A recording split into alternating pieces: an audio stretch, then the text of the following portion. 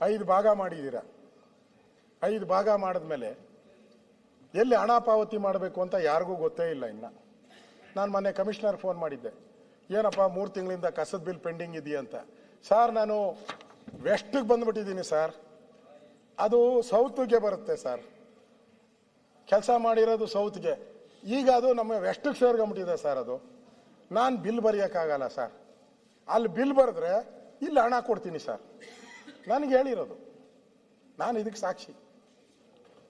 ನಾನು ಸೌತ್ಗೆ ಮಾಡಿದೆ ಸರ್, ನಾನು ಹೆಂಗೆ ಸರ್ ಬಿಲ್ ಮಾಡಲಿ, ಹಣ ಕೊಡೋದು ಅವರು, ನಾನು ಹೆಂಗೆ ಬಿಲ್ ಮಾಡಲಿ.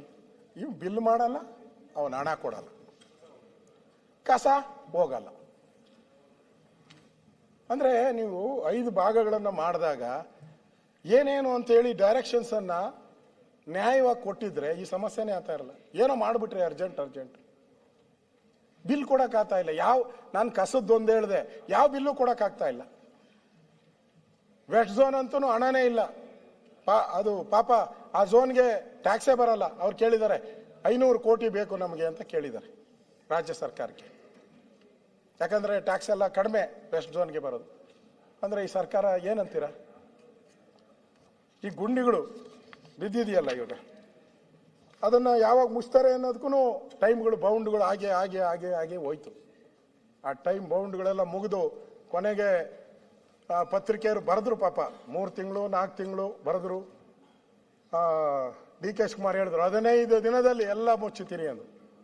ತಿರ್ಗಿ 15 ದಿನ ಆದಮೇಲೆ ತಿರ್ಗಿ 15 ದಿನ, ಕೊನೆಗೆ ಮುಖ್ಯಮಂತ್ರಿ ಬಂದು ಕೇಳಿದ್ರು, ಹೋಗ್ರಿ ರೀ ಆ ಡಿ ಕೆ ಶಿವಕುಮಾರ್ ಕೇಳ್ರಿ ಅಂದ್ಬಿಟ್ಟು. ನಾನು ನೋಡಿದ್ದೀನಿ ಪತ್ರಿಕೆಯಲ್ಲಿ. ಈಗ ನಾವು ಯಾರನ್ನ ಕೇಳೋದು? ಬ್ರ್ಯಾಂಡ್ ಬೆಂಗಳೂರು ಅಂತ ಡಿ ಕೆ ಶಿವಕುಮಾರ್ ಹೇಳಿದ್ರು ಪ್ರಾರಂಭ 2.5 ವರ್ಷಕ್ಕೆ ಮುಂಚೆ.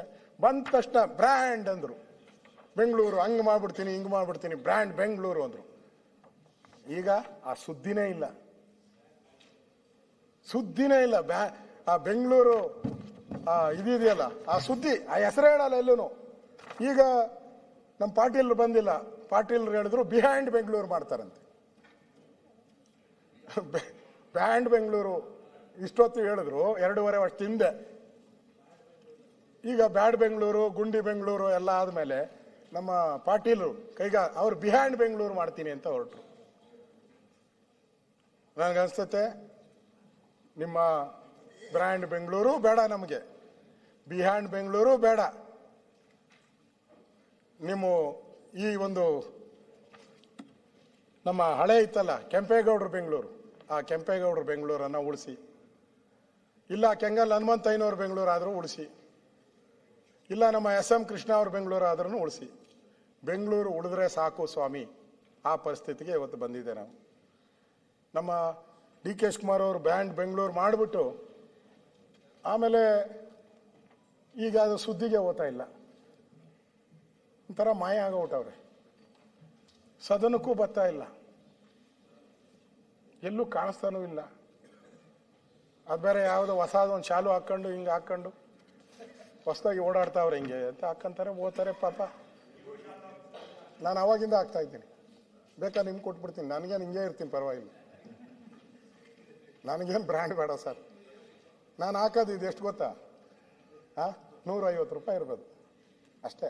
ಅವ್ರು ಹಾಕೋದು ಎಷ್ಟು ಗೊತ್ತಾ? 2.5 ಲಕ್ಷ, 2.5 ಲಕ್ಷದ್ದು. ಅವರು ಪತ್ತೆ ಇಲ್ಲ. ಬೆಂಗಳೂರು ಬ್ರ್ಯಾಂಡ್ ಬೆಂಗಳೂರು ಮಾಡ್ತೀನಿ ಅಂದರು, ಪತ್ತೆ ಇಲ್ಲ. ನಮ್ಮ ಕನ್ನಡ ಒಂದು ಪುನೀತ್ ರಾಜ್ಕುಮಾರ್ ಅವ್ರದ್ದು ಒಂದು ಹಾಡು ಬಂದಿತ್ತು. ಪುನೀತ್ ರಾಜ್ಕುಮಾರ್, ಕಾಣದಂತೆ ಮಾಯವಾದನು ನಮ್ಮ ಶಿವಕುಮಾರ, ಕೈಯ ಕೊಟ್ಟು ಓಡಿ ಹೋದನು ಬೆಂಗಳೂರಿಗೆ.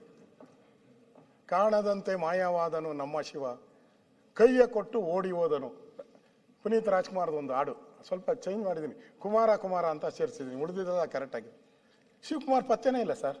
ನೀವು ಕೇಳಲ್ಲ, ನನಗೆ 2 ಸರಿ ಫೋನ್ ಮಾಡ್ತೀರಾ, ಆರೋಗ್ಯ ಸರಿ ಇದೆಯಾ, ಬರ್ತೀರಾ, ಎಷ್ಟೊತ್ತು ಮಾತಾಡ್ತೀರಾ, ಎಲ್ಲ ಕೇಳ್ತೀರಾ.